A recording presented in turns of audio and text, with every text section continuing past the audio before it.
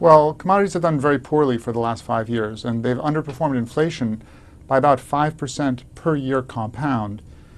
And that certainly was not what people were hoping for, and they are therefore basically selling low. What makes the case for them right now? Right. Well, we think that the real case for commodities is more a broad case for real assets, but why commodities right now is because in the long run, most people would agree that low inflation is good for them and technological change and progress is good for them. But wouldn't you like to have a hedge in case one or both of those things doesn't happen? And commodities benefit from higher inflation and from technological stagnation.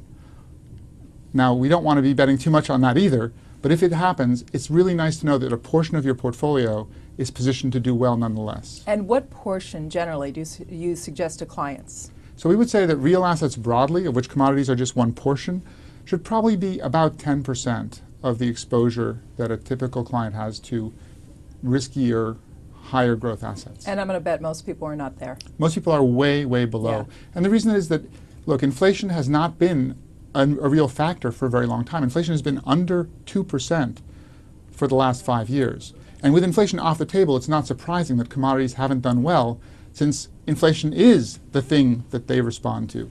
Another thing is actually we have had a fair amount of technological progress, and it's particularly been benefiting consumers through things like lower energy prices.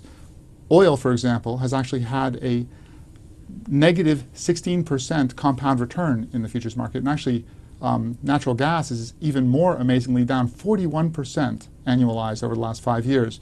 That's a great thing for most of the consumers out there, but it's a terrible thing for a commodity investor.